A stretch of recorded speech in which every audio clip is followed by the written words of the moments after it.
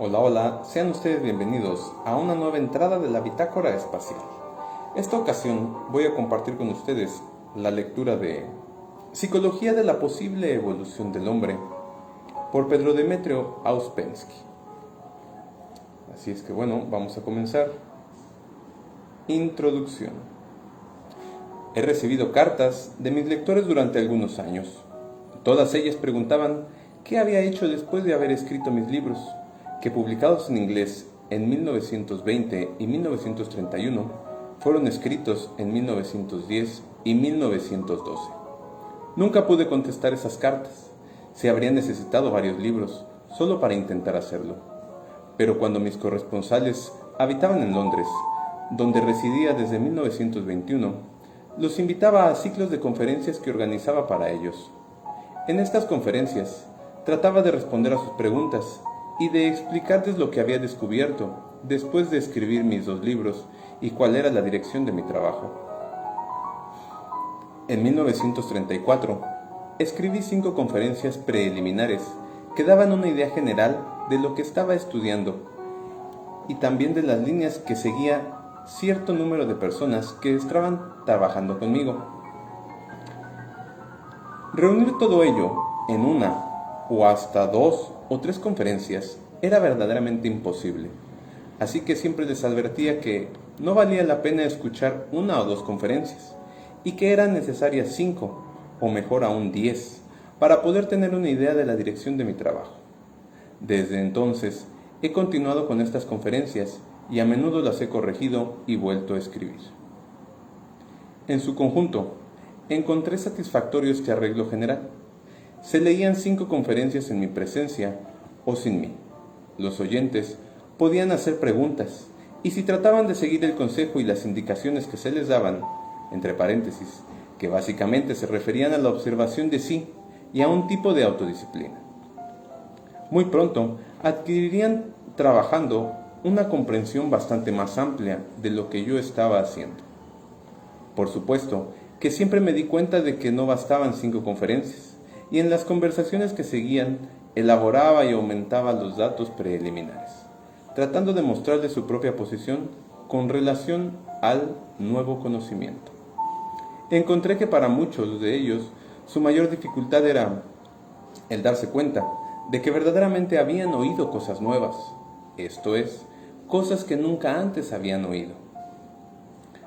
No se lo formulaban a sí mismos, pero de hecho, cualquiera fuese el tema, trataban siempre de contradecir esto en sus mentes y de traducir lo que oían a su lenguaje habitual. Por supuesto, yo no podía tomar en cuenta esto. Sé que no es cosa fácil el darse cuenta de que uno está oyendo cosas nuevas. Estamos tan acostumbrados a las viejas canciones y a los viejos motivos que hace ya mucho tiempo que hemos dejado de esperar y dejado de creer que puede existir algo nuevo. Y cuando oímos cosas nuevas, las tomamos por viejas o creemos que pueden ser explicadas o interpretadas por aquellas cosas viejas. Es cierto que estaría difícil el darse cuenta de la posibilidad y necesidad de ideas totalmente nuevas, y con el tiempo necesita una revalorización de todos los valores convencionales. No puedo garantizar que encontrarán desde el principio ideas nuevas, esto es, ideas que nunca antes habían oído, pero si son pacientes, muy pronto comenzarán a reparar en ellas. Para entonces, les deseo que no las pierdan y que no traten de interpretarlas de la vieja manera. Nueva York, 1945. Hablaré sobre el estudio de la psicología, pero debo advertirles que la psicología de la cual me ocupo es muy diferente de cuanto ustedes pueden conocer bajo ese nombre. Para comenzar, debo decir que prácticamente nunca en su historia la psicología ha estado a un nivel tan bajo como en la actualidad. Ha perdido todo contacto con su origen y su significado, a tal punto que aún hoy es difícil definir la palabra psicología. Esto es, precisar qué es la psicología y qué estudia. Y así es, a pesar de que nunca en la historia ha habido tantas teorías psicológicas ni tantos escritos psicológicos. A veces, a la psicología se le llama una nueva ciencia. Esto no tiene ninguna razón. Quizá la psicología es la ciencia más antigua y en sus rasgos más esenciales, desafortunadamente, una ciencia olvidada. Primera conferencia. Para poder comprender cómo se puede definir la psicología, es necesario darse cuenta de que la psicología nunca ha existido bajo su propio nombre, excepto en tiempos modernos. Por una u otra razón, siempre se ha sospechado de tendencias equivocadas o subversivas de la psicología, ya sean religiosas, políticas o morales, y por lo tanto, ha tenido que usar diferentes disfraces. Por miles de años, la psicología existió bajo el nombre de filosofía. En la India, todas las formas de yoga, que son esencialmente psicología, se describen como uno de los 6 sistemas de filosofía, las enseñanzas sufíes, que ante todo son psicológicas. Se consideran en parte religiosas y en parte metafísicas. En Europa, hasta no hace mucho tiempo, en las últimas décadas del siglo XIX, muchos trabajos sobre psicología eran considerados como filosofía. Y a pesar de que casi todas las subdivisiones de la filosofía, tales como la lógica, la teoría del conocimiento, la ética, la estética, se referían al trabajo de la mente humana o de los sentidos, la psicología era considerada como inferior a la filosofía y como relacionada solo con los 2 lados más bajos y más triviales de la naturaleza humana. Paralelamente a su existencia bajo el nombre de filosofía, la psicología existió aún por más tiempo conectada con una u otra religión. Esto no quiere decir que la religión y la psicología alguna vez fueron una y la misma cosa, ni que la conexión entre religión y psicología fuera reconocida. Pero no hay duda de que casi todas las religiones conocidas, por supuesto, no me refiero a las falsas religiones modernas, desarrollaron uno u otro tipo de enseñanza psicológica conectada a menudo con cierta práctica, de manera que el estudio de la religión, muy frecuentemente, incluía en sí mismo el estudio de la psicología. Hay muchos trabajos excelentes sobre psicología en la bastante ortodoxa literatura religiosa de diferentes países y épocas. Por ejemplo, en los primeros tiempos del cristianismo había bajo el nombre general de Filocalia una colección de libros de diferentes autores, usado en la actualidad en la Iglesia Oriental, especialmente para la instrucción de los monjes. Durante el tiempo en que la psicología estuvo conectada con la filosofía y la religión, también existía bajo la forma de arte, la poesía, el drama, la escultura, la danza y aún la arquitectura eran medios de transmisión de conocimiento psicológico. Por ejemplo, las catedrales góticas eran en su sentido primordial tratados de psicología. En la antigüedad, antes de que la filosofía, la religión y el arte adoptaran formas separadas, bajo las cuales las conocemos ahora, la psicología había existido en forma de misterios, tales como los de Egipto y de la antigua Grecia. Posteriormente, luego de la desaparición de los misterios, la psicología existió en forma de enseñanzas simbólicas, las que algunas veces estaban ligadas a la religión de la época y otras no, como en los casos de la astrología, la alquimia, la magia, y entre los más modernos, la masonería, el ocultismo y la teosofía. Hola, este libro es... Déjame acordar. Psicología de la posible evolución del hombre, por Pedro Demetrio Auspensky. Vale. Seguimos. Aquí es necesario notar que todos los sistemas psicológicos y doctrinas, tanto los que existen o los que existieron abiertamente como los que fueron ocultos o disfrazados, pueden dividirse en 2 categorías principales. Primero, los sistemas que estudian al hombre tal como ellos lo encuentran, o tal como ellos suponen o lo imaginan ser. La psicología científica moderna, o lo que se conoce bajo este nombre, pertenece a esta categoría.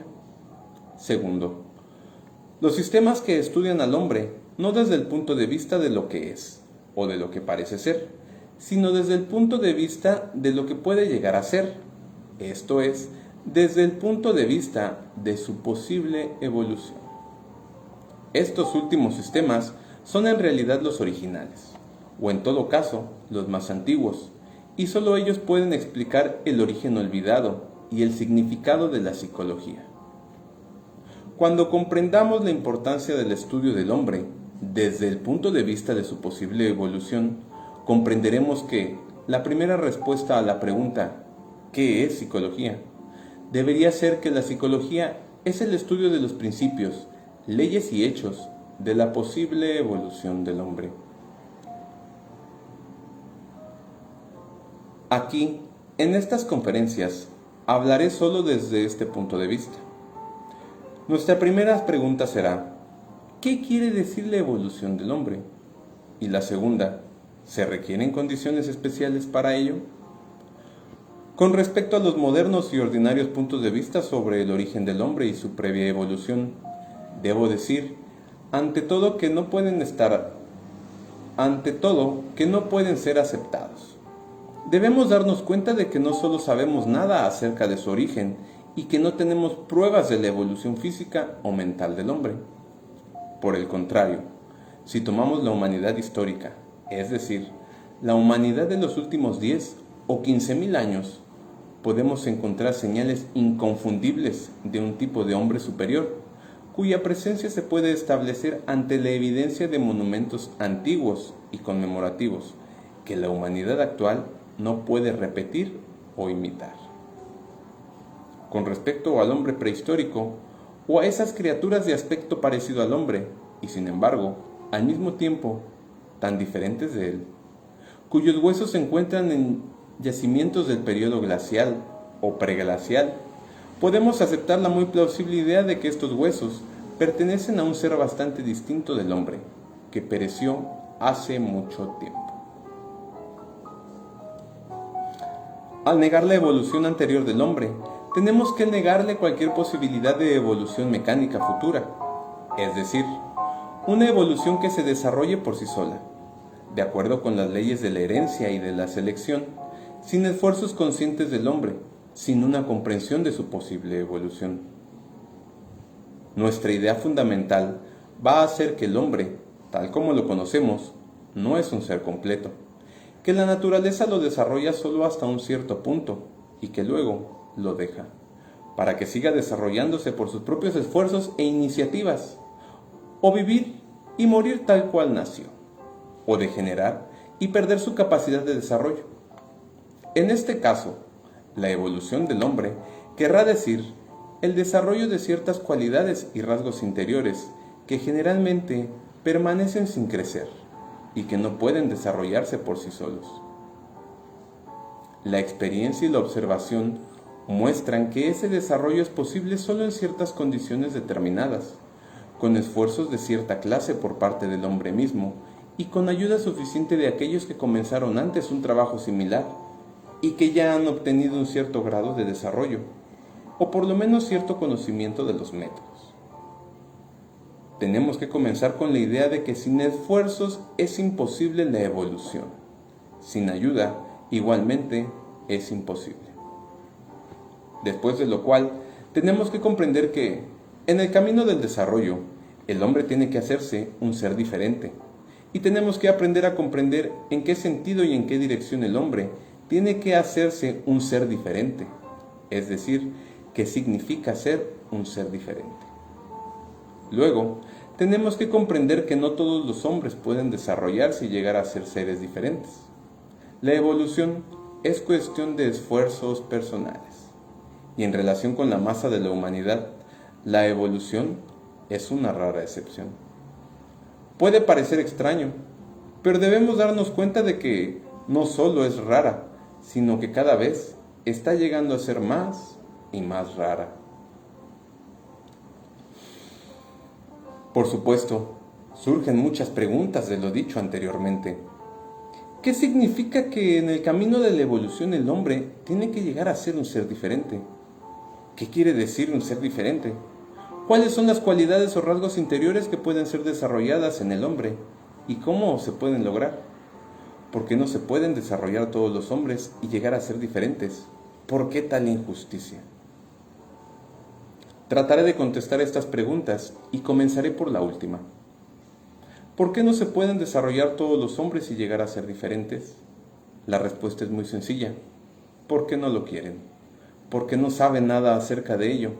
Y aunque se les diga, sin una larga preparación, no podrán comprender lo que significa.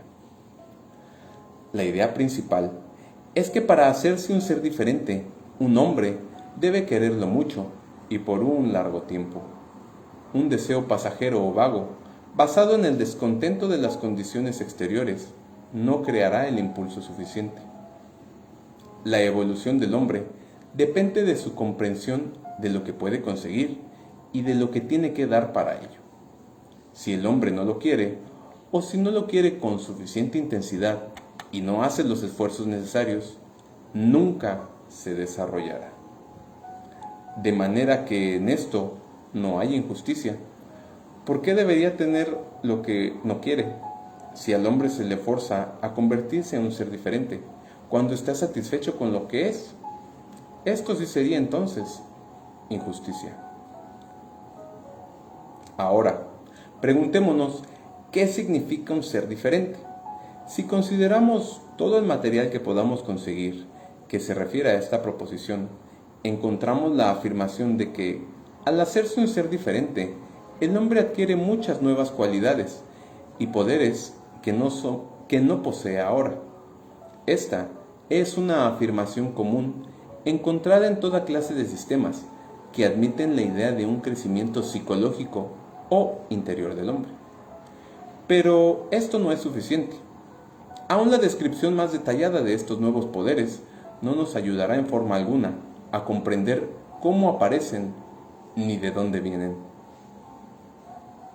En las teorías generalmente conocidas, falta un eslabón, aún en aquellas que acabo de mencionar que están basadas en la idea de la posible evolución del hombre.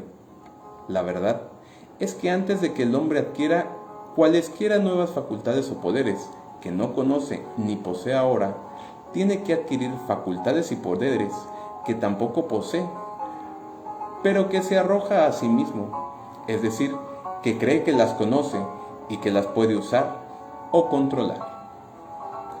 Este es el eslabón que falta y este es el punto más importante. Por el camino de la evolución, que ha sido descrito como un camino basado en el esfuerzo y en la ayuda, el hombre debe adquirir cualidades que cree que ya posee, pero sobre las cuales se engaña a sí mismo. Para poder comprenderlo mejor y saber qué facultades y poderes puede adquirir el hombre, tanto completamente nuevos como inesperados, y también aquellos que se imagina que ya posee, tenemos que partir del conocimiento general que tiene el hombre de sí mismo. Y así llegamos de inmediato a un hecho muy importante. El hombre no se conoce a sí mismo. No conoce ni sus propias limitaciones, ni sus propias posibilidades, ni siquiera conoce lo mucho que no se conoce. El hombre ha inventado muchas máquinas y sabe que una máquina complicada necesita algunas veces años de estudio cuidadoso antes de poder usarla o controlarla. Pero no aplica este conocimiento a sí mismo. Aunque él mismo sea una máquina mucho más complicada que cualquier máquina que ha inventado, tiene toda clase de ideas falsas acerca de sí mismo. Ante todo, no se da cuenta de que él es verdaderamente una máquina. ¿Qué quiere decir que el hombre es una máquina?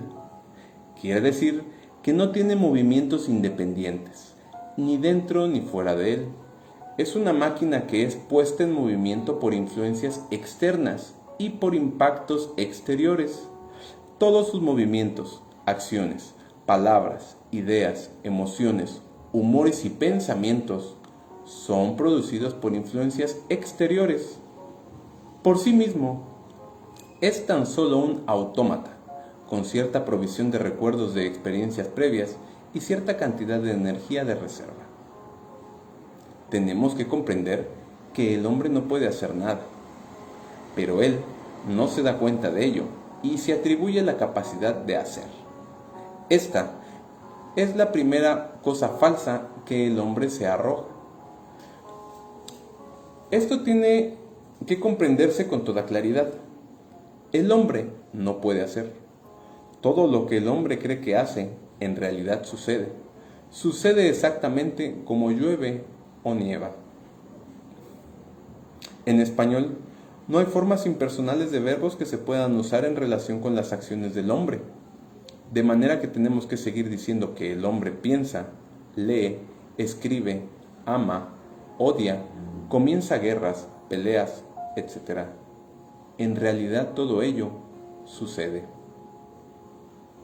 El hombre no puede moverse, pensar o hablar de modo propio.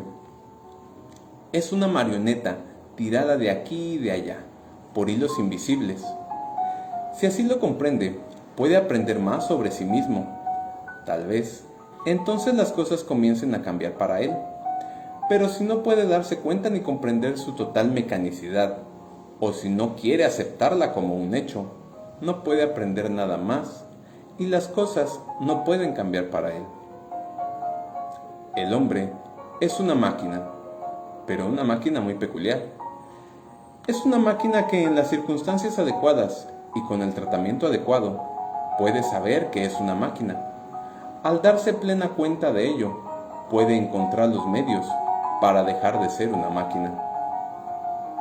Ante todo, el hombre debe saber que él no es uno, él es muchos. No tiene un yo permanente e inmutable. Él es siempre diferente. En un momento es uno, en el siguiente momento es otro, en el tercer momento es un tercero, y así sucesivamente, casi sin término.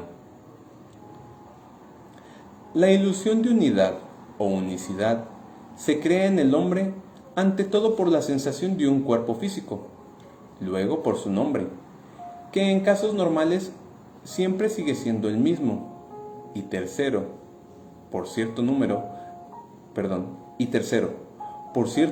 de hábitos mecánicos que le son implantados por la educación o los adquiere por imitación. Al tener siempre las mismas sensaciones físicas, al oír siempre el mismo nombre y al notar en sí mismo los mismos hábitos e inclinaciones que tenía antes, se cree ser siempre el mismo. En realidad, no hay unidad en el hombre y no hay un centro de control ni un yo permanente.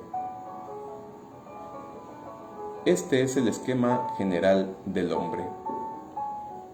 Bueno, en el texto hay un círculo y dice yo, todo adentro del círculo.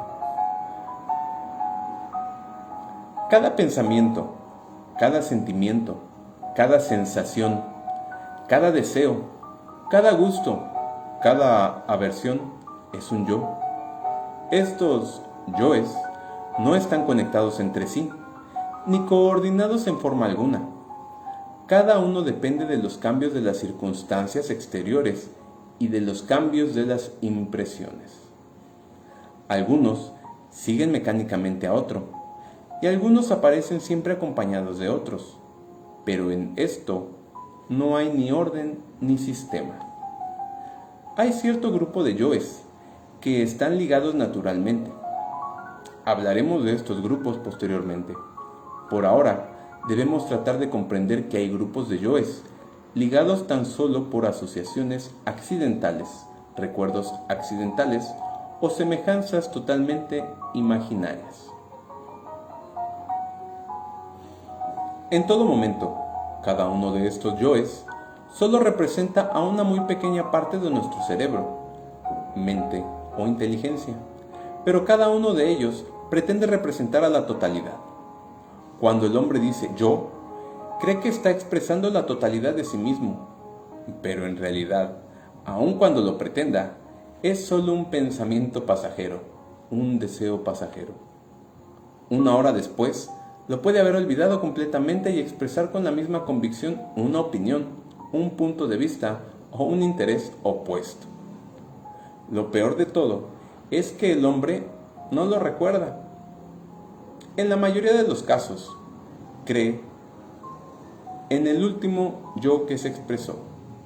Mientras este dure esto, otra vez. Lo peor de todo es que el hombre no lo recuerda. En la mayoría de los casos, cree en el último yo que se expresó. Mientras este dure, esto es, hasta que otro yo, a veces totalmente desconectado del precedente, no exprese su opinión o deseo en un tono más fuerte que el primero. Volvamos ahora a las otras dos preguntas. ¿Qué significa desarrollo? ¿Y qué quiere decir que el hombre tiene que llegar a ser un ser diferente? En otras palabras, ¿qué clase de cambio es posible para el hombre? ¿Y cómo y cuándo comienza este cambio? Ya se ha dicho que el cambio comenzará con aquellos poderes y capacidades que el hombre se atribuye a sí mismo, pero que en realidad no posee. Esto quiere decir que, antes de que adquiera cualesquiera nuevos poderes o capacidades, el hombre debe desarrollar en sí mismo las capacidades que cree poseer y sobre las cuales tiene las más grandes ilusiones. El desarrollo no puede comenzar basado en la mentira que uno se hace a sí mismo, ni engañándose a sí mismo. El hombre debe saber lo que tiene y lo que no tiene. Esto significa que debe darse cuenta de que no posee las cualidades ya descritas que se arroga a sí mismo, o sea, la capacidad de hacer, la individualidad o unidad, un yo permanente y además conciencia y voluntad. Y es necesario que el hombre lo sepa, porque mientras crea que posee estas cualidades, no hará los esfuerzos apropiados para adquirirlas. Exactamente como un hombre no compra cosas caras, pagando un alto precio por ellas, si cree que ya las posee. La más importante y la más engañosa de estas cualidades es la conciencia. Y el cambio en el hombre comienza por el cambio de su comprensión del significado de la conciencia, para seguir luego con la adquisición gradual de su dominio sobre ella. ¿Qué es la conciencia?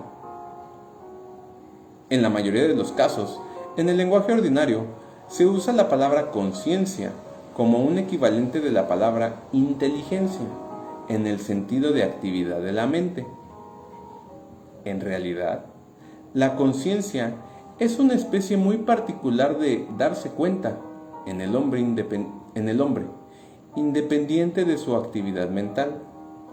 Ante todo, darse cuenta de sí mismo, darse cuenta de quién es él, de dónde está, y más aún, darse cuenta de lo que sabe, de lo que no sabe, y así sucesivamente. Solo uno mismo puede saber si en un momento dado está consciente o no. Esto fue probado hace mucho tiempo en cierta corriente de pensamiento en la psicología europea, la que comprendió que solo el mismo hombre puede conocer ciertas cosas acerca de sí.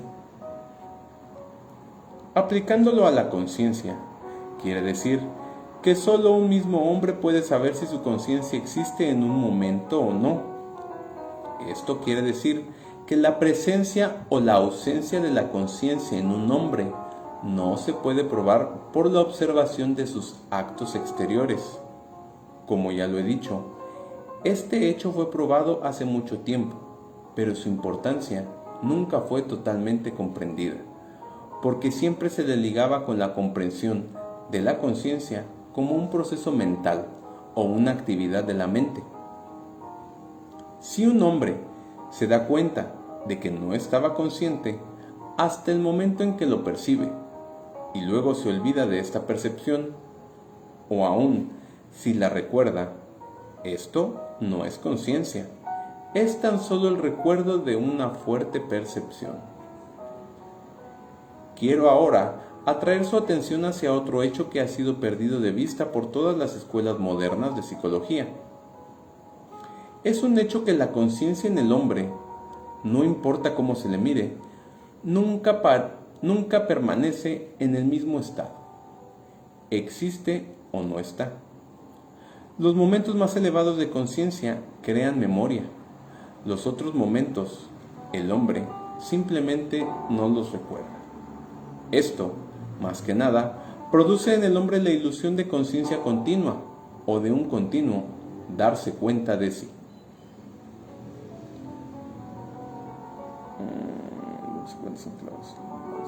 Sí, está fuerte. Algunas escuelas modernas de psicología niegan enteramente la conciencia, inclusive niegan la necesidad de tal término, pero ello no es sino un derroche de mala inteligencia. Otras escuelas, si se les puede llamar así, hablan de estados de conciencia, queriendo significar pensamientos, sentimientos, impulsos motrices y sensaciones. Esto está basado en el error fundamental de mezclar la conciencia con las funciones psíquicas. Hablaremos de ello más tarde. En realidad, en la mayoría de los casos, el pensamiento moderno todavía confía en la vieja formulación de que la conciencia no tiene grados.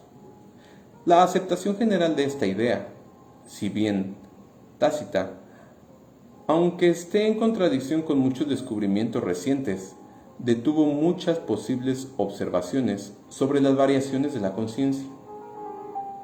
El hecho es que la conciencia tiene grados, bastante visibles y observables. Por cierto, visibles y observables para cada uno en sí mismo. Primero está la duración. ¿Cuánto tiempo ha estado uno consciente? Segundo, la frecuencia de aparición. ¿Cuántas veces se ha llegado a ser consciente? Tercero, la extensión y la penetración. ¿De qué era uno consciente? Lo cual puede variar muchísimo con el crecimiento del hombre. Si tomamos solo los dos primeros, podemos comprender la idea de la posible evolución de la conciencia. Esta idea está ligada con el hecho muy importante y muy conocido por las antiguas escuelas psicológicas, como por ejemplo la de los autores de la filocalia, pero completamente ignorado por la filosofía y la psicología europea de los 2 o 3 últimos siglos. O sea que la conciencia se puede hacer continua y controlable por medio de esfuerzos especiales y de estudios especiales. Déjenme beber agua.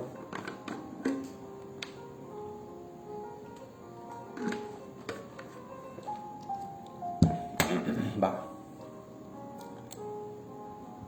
Trataré de explicar cómo se puede estudiar la conciencia. Tomen un reloj y miren el segundero, tratando de darse cuenta de sí mismos y concentrándose en el pensamiento. Yo soy Pedro Ouspensky. Estoy ahora aquí. Traten de no pensar en nada más, simplemente siguiendo el movimiento del segundero y dándose cuenta de sí mismos, de su nombre, de su existencia, del lugar en el que están. Mantenga apartado todo otro pensamiento. Si son persistentes, podrán hacer esto por 2 minutos. Este es el límite de su conciencia. Y si trata de repetir el experimento inmediatamente después, lo encontrará más difícil que la primera vez. Este experimento demuestra que un hombre, en su estado natural, puede, con gran esfuerzo, ser consciente de una cosa, entre paréntesis, él mismo, por 2 minutos o menos. La deducción más importante que uno puede hacer después de realizar este experimento en la forma de vida es que el hombre no es consciente de sí mismo. La ilusión de estar consciente de sí mismo es creada por la memoria y por los procesos del pensamiento. Por ejemplo, un hombre va al teatro. Si está acostumbrado, no tiene especialmente conciencia de estar ahí mientras lo está. Sin embargo, puede ver y observar cosas. El espectáculo puede gustarle o no, recordarlo, acordarse de la gente que encontró y así sucesivamente. Cuando regresa a su casa, recuerda que estuvo en el teatro y, por supuesto, cree que estuvo consciente mientras se hallaba en él. De esta manera, no tiene dudas sobre su conciencia y no se da cuenta de que su conciencia puede estar completamente ausente mientras él puede actuar razonablemente, pensar, observar. Para una descripción general, el hombre tiene posibilidad de 4 estados de conciencia. Estos son el sueño, el estado de vigilia, la conciencia de sí y la conciencia objetiva. Pero, aunque tiene la posibilidad de estos 4 estados de conciencia, el hombre, de hecho, no vive sino en 2. Una parte de su vida la pasa en el sueño y la otra en lo que es llamado estado de vigilia, aunque en realidad su estado de vigilia difiere muy poco del sueño. En la vida ordinaria, el hombre no sabe nada de la conciencia objetiva y no es posible ningún experimento en esta dirección. El hombre se atribuye el tercer estado o conciencia de sí, esto es, cree poseerlo, aunque en realidad solo puede ser consciente de sí por muy raros chispazos, y aún entonces es probable que no lo reconozca, porque no sabe lo que ello implicaría si en realidad lo poseyera. Estos vislumbres de conciencia vienen en momentos excepcionales, en estados altamente emocionales, en momentos de peligro, en circunstancias y situaciones muy nuevas e inesperadas, o algunas veces en momentos completamente ordinarios, cuando no ocurre nada en particular. Pero en su estado ordinario o normal, el hombre carece de todo control sobre ellos. En cuanto a nuestra memoria ordinaria o a momentos de memoria, en realidad solo recordamos momentos de conciencia, aun cuando no nos damos cuenta de que esto sea así. Explicaré más adelante lo que significa la memoria en un sentido técnico, así como las diferentes clases de memoria que poseemos. Por ahora, solo quiero atraer su atención a la propia observación de su memoria que poseemos. A la propia observación de su memoria. Notarán que recuerdan las cosas de manera diferente. Algunas cosas las recuerdan muy vívidamente, algunas muy vagamente y otras no las recuerdan en absoluto. Solamente saben que sucedieron. Se sorprenderán mucho cuando se den cuenta de que poco es lo que recuerdan en realidad.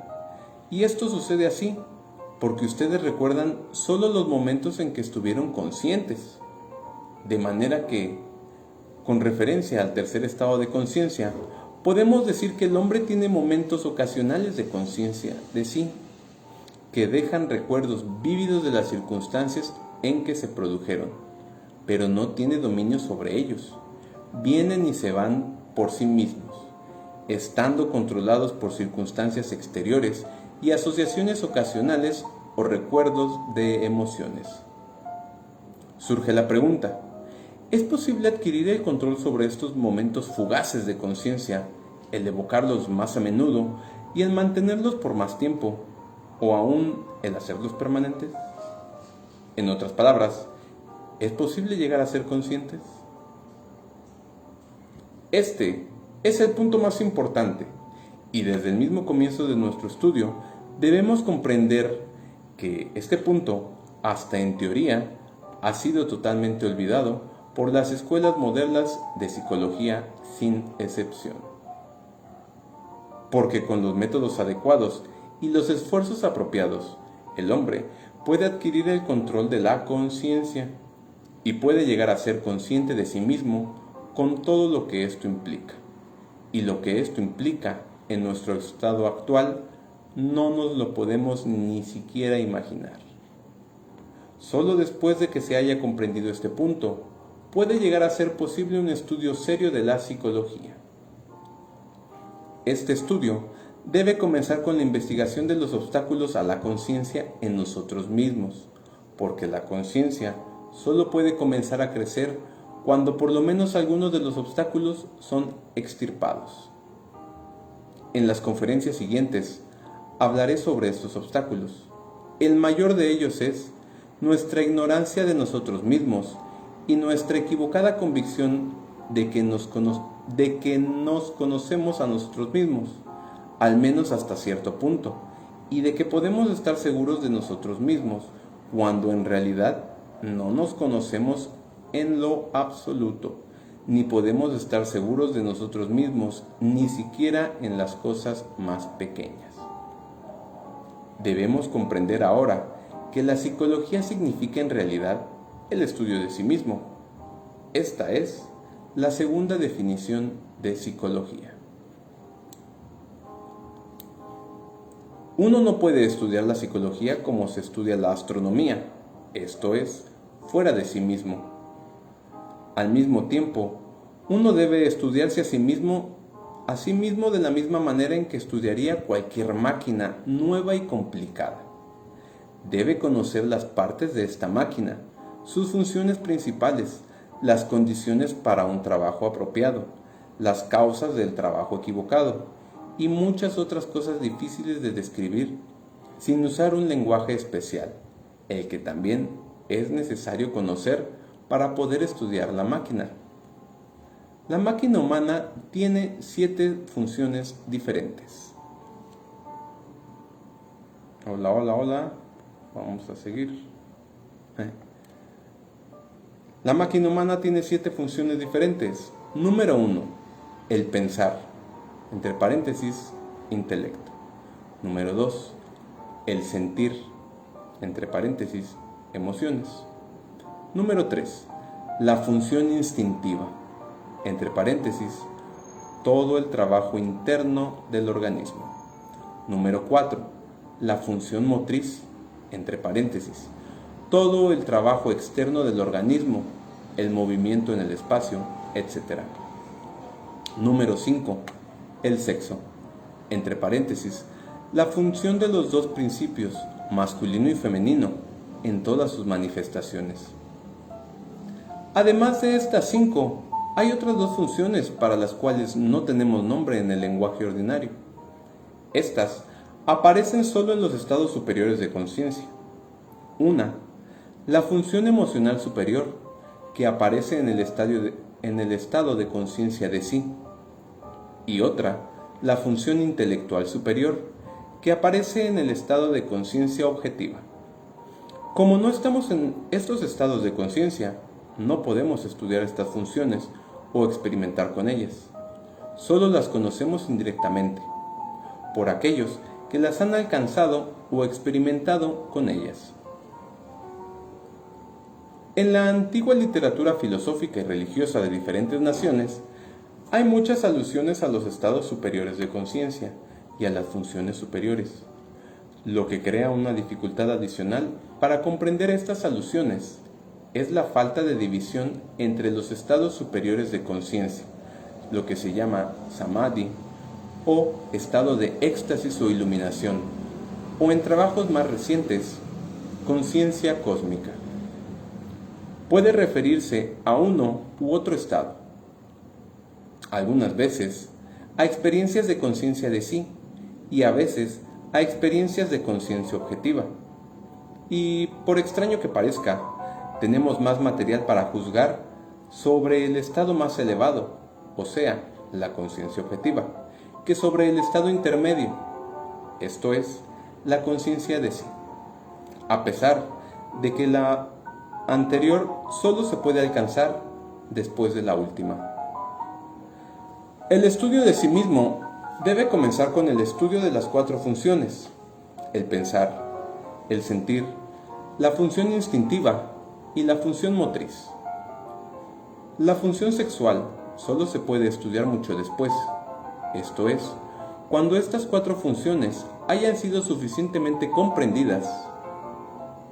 Al contrario de lo que afirman algunas teorías modernas, la función sexual es realmente posterior, es decir, aparece más tarde en la vida, cuando las 4 primeras funciones ya se han manifestado plenamente, y es y está acondicionado por ellas.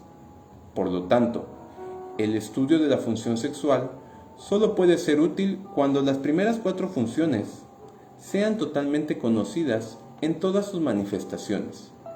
Al mismo tiempo, se tiene que comprender que cualquier irregularidad seria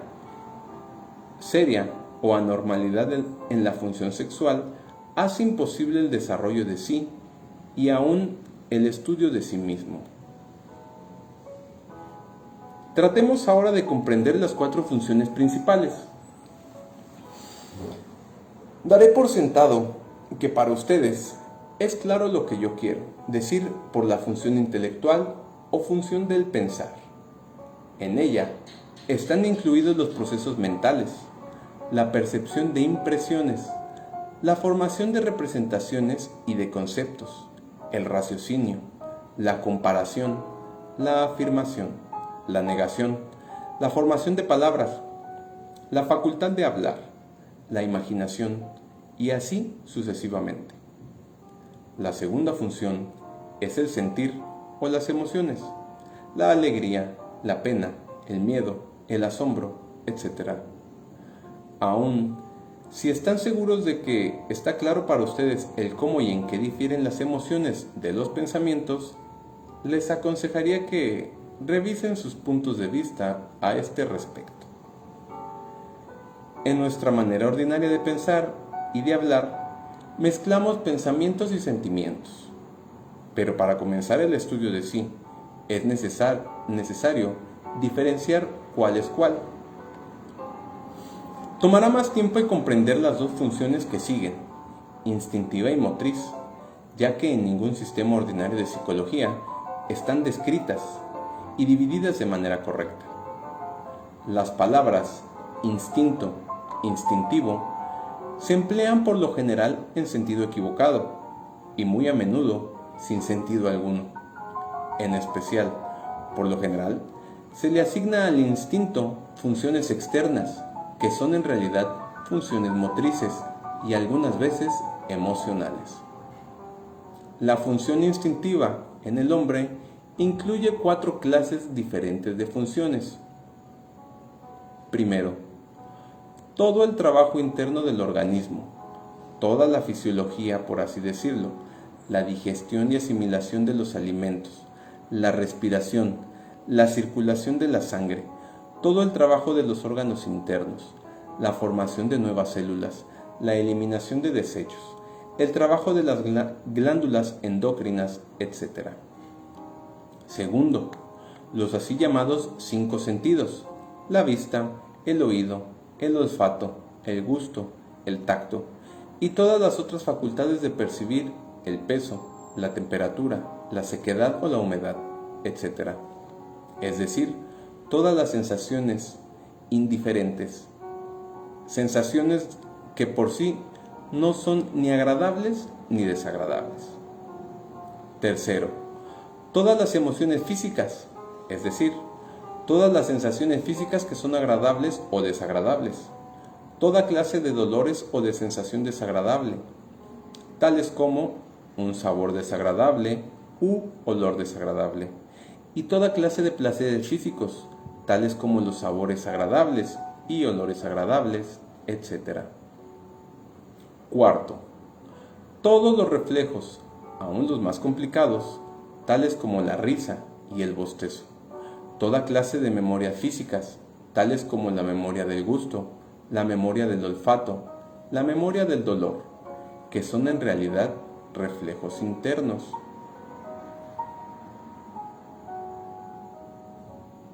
La función motriz comprende todos los movimientos externos tales como caminar, el escribir, el hablar, el comer y sus memorias.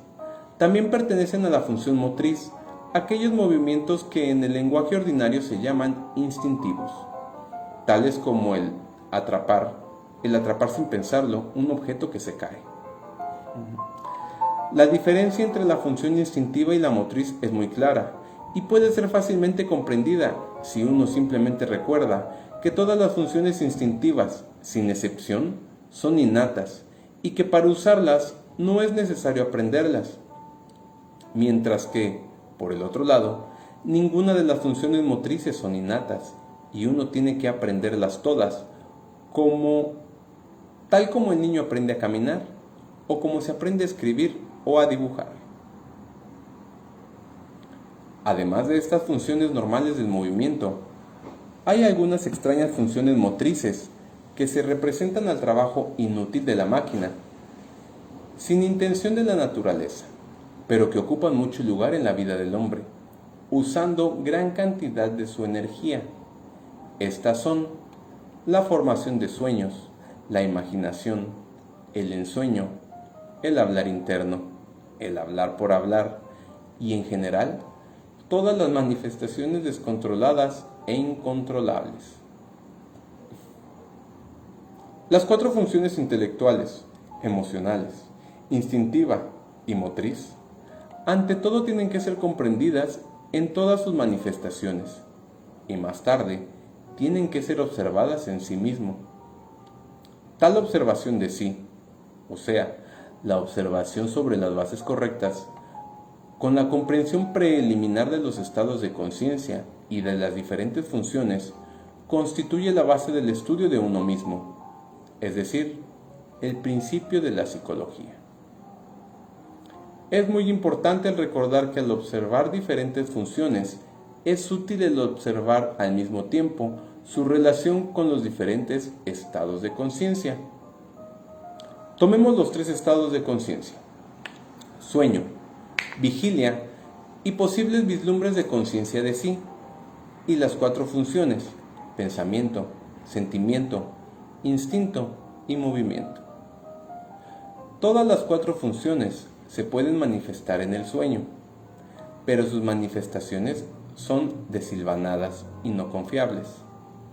No hay manera de usarlas, simplemente van por su cuenta. En el estado de vigilia o de conciencia relativa, hasta cierto punto, pueden servirnos de orientación.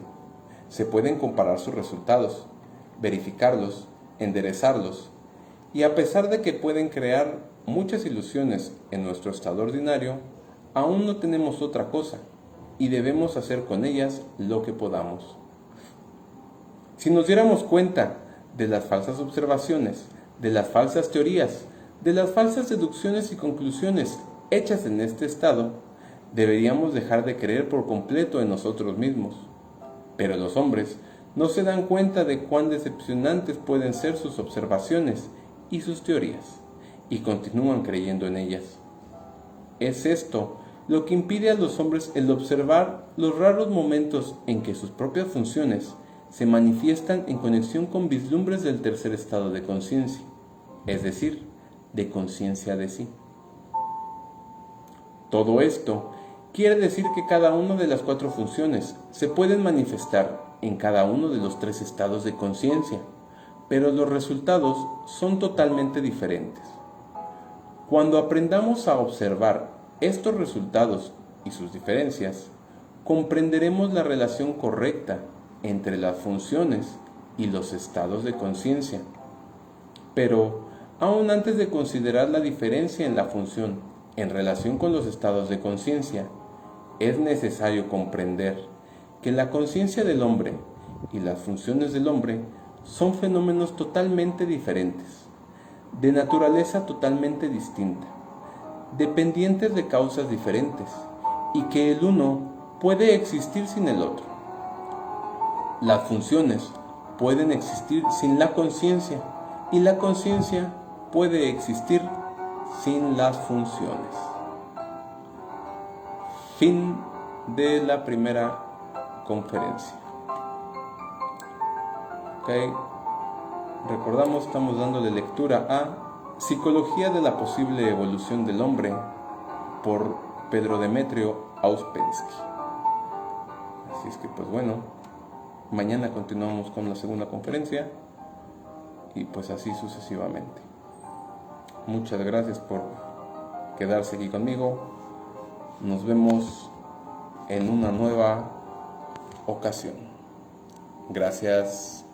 Bye bye.